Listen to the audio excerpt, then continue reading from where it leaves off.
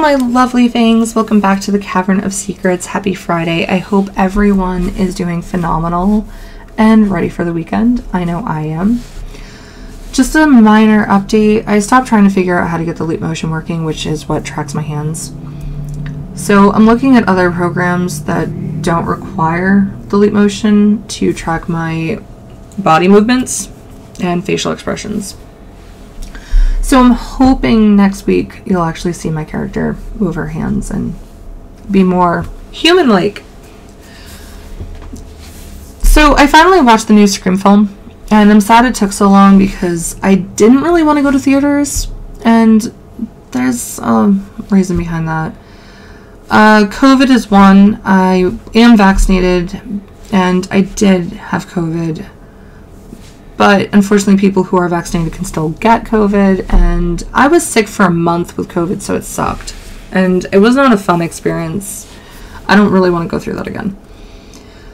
And I know people say, you know, well, if you're such a Scream fan, you would have went to theaters. Maybe that's true. Maybe that is true, but I consider myself a huge Scream fan and Nightmare on Elm Street fan and Candyman fan. I have seen every single movie and every single one of the franchises except for the remake of Nightmare on Elm Street because it sucked, from what I've heard. From what I've heard. I know I should probably make my own opinion of it. I'm guilty. I know. But I've seen what the new Freddy looks like and it looks awful, so that's part of why I haven't really wanted to go jump and make the plunge and watch it. But my other reason for not wanting to go to theaters is because there's limitations. You can't eat and drink whatever you want. I mean, come on, let's face it. They're limited. And you also have to deal with people. Rude people, specifically. I don't mind dealing with people. I just can't stand rude people. And you don't always have rude people, but I've had enough where people are kicking my chair, putting their feet on my chair, and people playing with their phones and talking during a movie is distracting and it ruins the experience. Let's just put it that way. And in some theaters, I've had to deal with broken chairs, broken speakers, and broken screens. So if I want a better experience, I'd have to drive further than what's around me, which also means paying a lot more for tickets and snacks. It's just not worth it, in my opinion. So it's nice that movies were coming to streaming services and theaters. It allowed people the option for their viewing experience. So that's why it took so long for me to watch this, and I did have this movie spoiled. So, before I get into my review,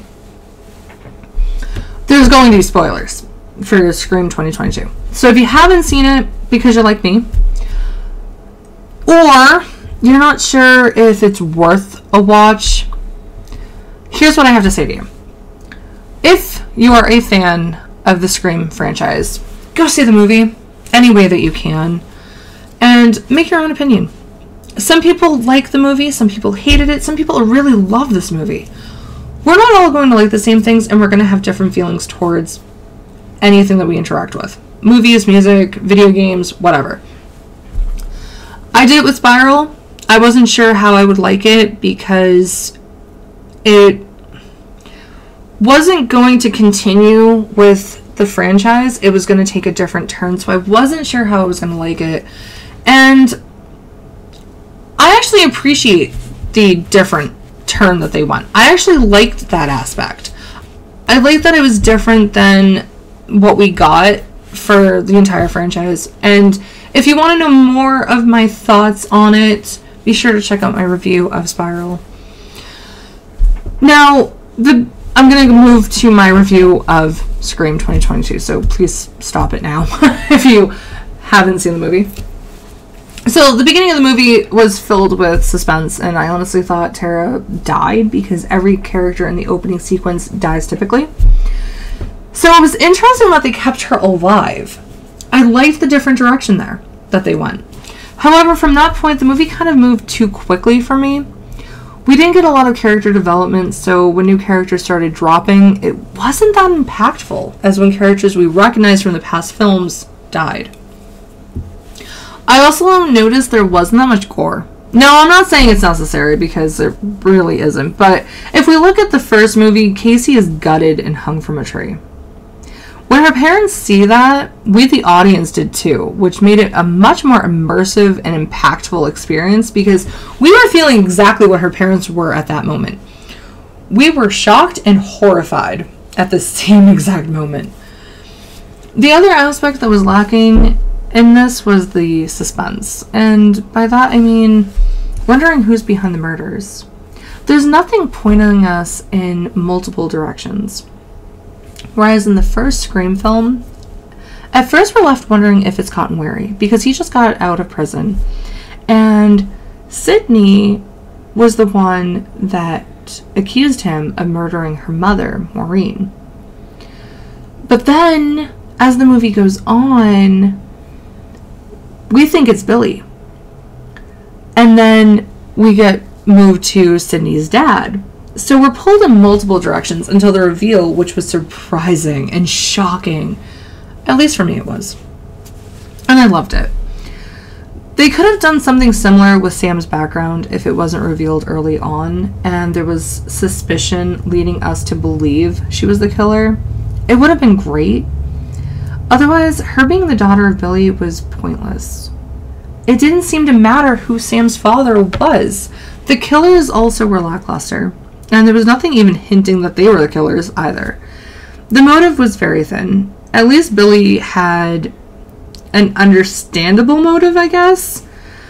I mean, he blamed Maureen for his mother leaving his father. I mean, obviously it takes two people to cheat, but kids don't understand that. Even Billy's mom had a good motive. She wanted revenge for the death of her baby boy, because Sydney killed her son, obviously. And I think a lot of parents, if their son or daughter was killed, they would honestly want revenge, regardless of the circumstances, probably. And the motives of 2022, in my opinion, were the same as 4. I mean, they wanted internet sensation. And the directors went with the same plotline as the first film. It's the boyfriend. It's always the boyfriend. Well, except for the second one, which was ingenious, in my opinion, where we all thought it was Sydney's boyfriend in college, but come to find out it wasn't, and he was just, unfortunately, a victim caught in the crossfires. But I thought that was a great reveal. Another great reveal. This one was just not there. And the killers in 2022 were also reminiscent of the TV show, where the boyfriend of the victim is really the accomplice to the killer and lover. I also wasn't surprised by the kills. I kind of knew who was going to die because of the way they filmed certain scenes. And Ghostface always called before the murder, which I know is kind of what always happened before in all the other movies. But this kind of just kept going with that same plotline that it needs a change, unfortunately. It kind of needs a change. So it made it less suspenseful for me. I was upset that they killed Dewey off. I mean, he was one of my favorite characters in the original trilogy. Well, trio, I should say. I was a little surprised that they killed him off. I never thought they would go that route. However, it's kind of expected if you really look at it, because every new installment, they kind of seem to want new characters instead of keeping the original cast. And I understand that to a point. I mean, a lot of the original cast members are getting up there in age, although they're not really that old. But I know if they kept going, they would keep aging. And how are they going to fight Ghostface when they get to a certain age? I get that, I guess. So I'm not really looking forward to it, the next movie, and I kind of wish that my assumption of who the killers were was right. When we were first introduced to Tara's friends, it reminded me of the first film where we were introduced to Sydney and her friends. Now, Tara's friends are introduced at picnic benches, and Sydney's friends and her were introduced on benches at the school. It's very similar and close, so I was hoping that they were kind of hinting right there. So I thought, wouldn't it be interesting if the jock, Shad, and his friend Wes were the killers? And they could have went anywhere with that for why they were killing their friends. It could have went anywhere. Unfortunately, that wasn't the case. However, I do like one of the new characters. I loved Mindy. I thought she was a great, funny, witty, and smart character.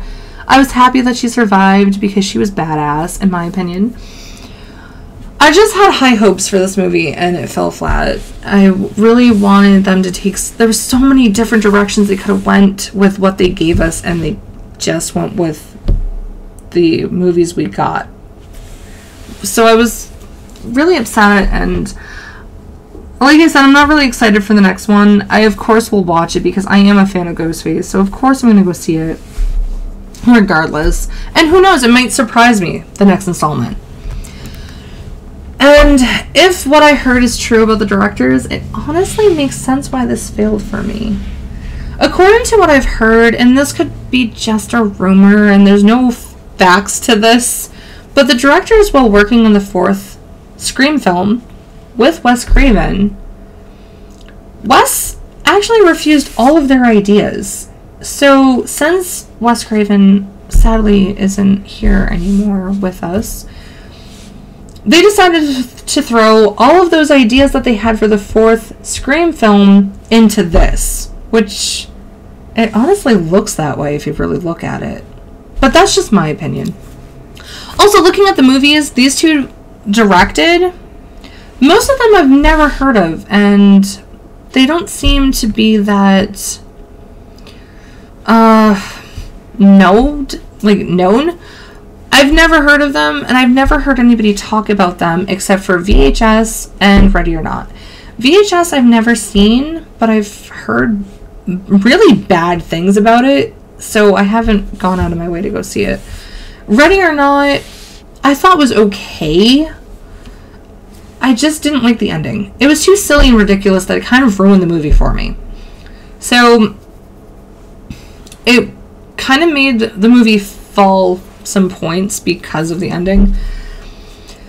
So with all of that said, I give Scream 2022 a 2.5 out of a 5. I'm not happy that I gave it such a low score. I really wanted so much more from this. I feel like these directors are just trying to make a name for themselves, and they're doing it all wrong by latching on to Scream to do that with. I kind of wish they would just make something else and try something new instead of choosing a franchise that's already around and loved by so many. And I also just, I don't know. I'm just disappointed because wouldn't it have been cool if Tara was the killer? I mean, she survived, and that's why she survived, because the accomplice is the killer, obvious. It would have been so cool if they went that route.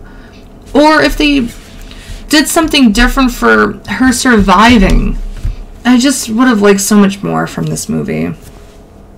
But anyways, what are your thoughts on Scream 2022? Did you like it? Think it was okay? Or did you just hate it? Do you have a favorite scene? Who was your favorite character? My favorite scene obviously is the opening. I was so happy that it wasn't ruined, although it kind of was ruined because they put it in the trailer. Who the hell does that? I mean, now you're just giving it away. So I was kind of upset by that, but I still like that it kept with the suspense of the Scream franchise that all of them have for the intro. I also like the twist where Tara lived and was a main character. It was different and I loved it. I just wish they went a different route, like I said. Thank you so much for sticking around till the end. If you enjoyed this video, which I am hoping you did, even if I am pretty critical and I'm sorry about that, click the like and subscribe button to join the other things at the channel. Next week, specifically Tuesday, I'll be discussing Irish superstitions. If you don't want to miss that, click the bell icon to never miss a video. Also, be sure to check out my other content on the channel if you haven't already. Some of my past videos will be on the screen for you to check out. I hope everyone has a terrifyingly awesome weekend. Take care until next time. Bye, everyone.